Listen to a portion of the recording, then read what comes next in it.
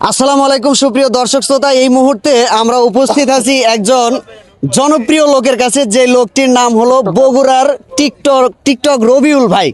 রবিউল ভাইয়ের সাথে আমরা কথা বলবো যে আসলে এই যে টিকটক করে সে এই ভাইরাল বর্তমান, আসলে টিকটক কেন করে? আমরা জানি টিকটক থেকে কোনো ইনকাম আসে না। আর টিকটক যারা করে তাদের নাকি মানুষে অনেক ব্যঙ্গ করে কথা বলে, এগুলো আজকে জিজ্ঞেস করব রবিউল ভাইকে কেউ এগুলো করছে কিনা। রবিউল ভাই, কতদিন যাবত টিকটক করতেছেন? 2022-এর শেষে 23-এর থেকে হরদম।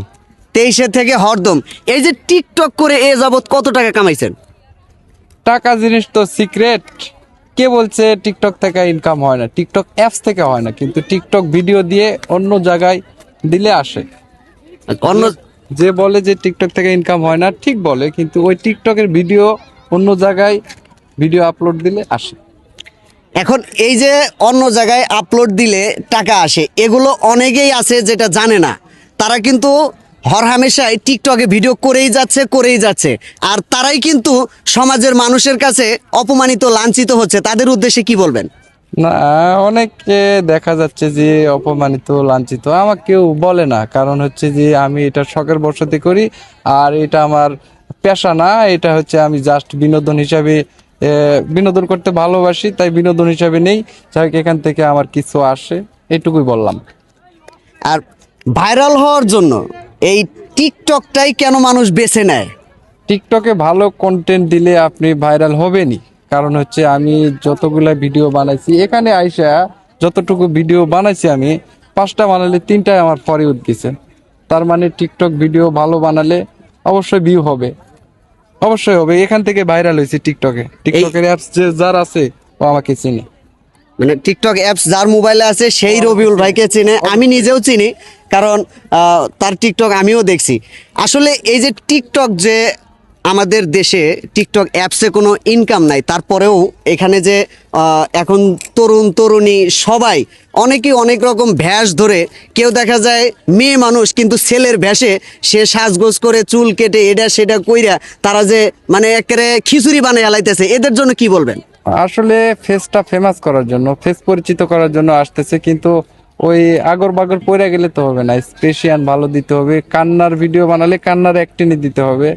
এই যেমন আমি এই আঙ্কু পাঙ্কু ভিডিও বানাই, আমার ভিডিও কিন্তু বললামই তো, 4টা 5টা চাললে 2টা ভিডিও পরে উঠতে যাবে, আমি গ্যারান্টি দিয়েই দিই। 2 4 10 20 হাজার ভিউ হবেই হবেই। হবেই। আমি জানতে চাচ্ছি সেটা হলো যে, ধরেন আমি ছেলে, এখন আমি যদি মেয়ে হতে চাই, মেয়ে হয়ে যদি আমি মেয়ের ভেষে ঘুরে বেড়াই, তাহলে আমাকে মানুষ কি বলবে? কি বলবে? পাগলও বলবে না, ছাগলও বলবে না। জাস্ট ওইটা হচ্ছে তার কি বলবো, মানে সে ওইভাবে ভালোবাসে। মানে একজন একজন লিঙ্গ পরিবর্তন করতে চাচ্ছে, মানে পরিবর্তন প্র্যাকটিক্যালি হচ্ছে না, কিন্তু সে ফিজিক্যালি হচ্ছে না, কিন্তু এমনি হয়ে যাচ্ছে। তারা যে এই যে আমাদের সমাজে অনেকেই আছে হাঁটাহাঁটি করতেছে, অনেক এই এখানেও দেখি যে অনেকে মেয়েরাই ছেলে সাইজা একজন আরেকজনের সাথে মানে ছেলের মতো চুল টুল কাইটা এটা সেটা ভিডিও চুদলিং পং হয়ে ঘুরে বেড়াচ্ছে। এদের জন্য কি বলবে? এদের জন্য কিছু বলার নাই। তাদের ওটা হচ্ছে যে কি বলবো, এই আপনার ওরা ভালো স্বাচ্ছন্দ্য বোধ করে, কিন্তু তারা তো আসলে ছেলে না, কিন্তু ছেলে হওয়ার জন্য মানে চেষ্টা করতেছে আর কি। হ্যাঁ, ভালো, এটা ভালো, তেমন খারাপ না। কিন্তু মেইন বিষয় হচ্ছে আপনারা ভিডিও বানান, টিকটক ভিডিও বানান, কিন্তু ওই ভিডিও যদি ভাইরাল না হয়, ফর ইউতে না যায়, তাহলে ওই ভিডিও বানায় লাভ নেই। আপনারা কষ্ট করেন ঠিক আছে, কিন্তু ভিডিও ফর ইউতে নেন। আমি কষ্ট করি, অনেক কষ্ট করি, কিন্তু ভিডিও আমি ফর ইউতে নেই। তো যাই হোক, আপনারা রবিউল ভাইয়ের কাছ থেকে অনেক মতামত পেলেন। তো যারা আসলে টিকটক ভিডিও বানায় এবং ফেসবুক ইউটিউবে যারা কাজ করে, মূলত ইউটিউব থেকে আর্নিং আসে, ফেসবুক থেকে আর্নিং আসে, টিকটকে কোনো আর্নিং আসে না। টিকটকে শুধু তার ফেসটা পরিচিত হয়, এটাই হচ্ছে টিকটক থেকে দ্রুত ভাইরাল হওয়া যায়, এটা একবারে সত্য কথা। কারণ আমি টিকটক থেকে এখানে আইসা ঘুরতে আইসা আমি ভিডিও বানাইছি 5-7টা ব্যক্তি ফরি, সবকটাই ফর ফরি গেছিল। আপনার কপাল ভালো, আপনি লাকি মানুষ। কপাল ভালো। যাই হোক, আপনার সাথে একটু ঘষা লাগলো, ওনার সাথে আমাদের একটু ঘষা লাগলো। যদি আমরা একটু ফর ইউতে যাইতে পারি, আপনারা সবাই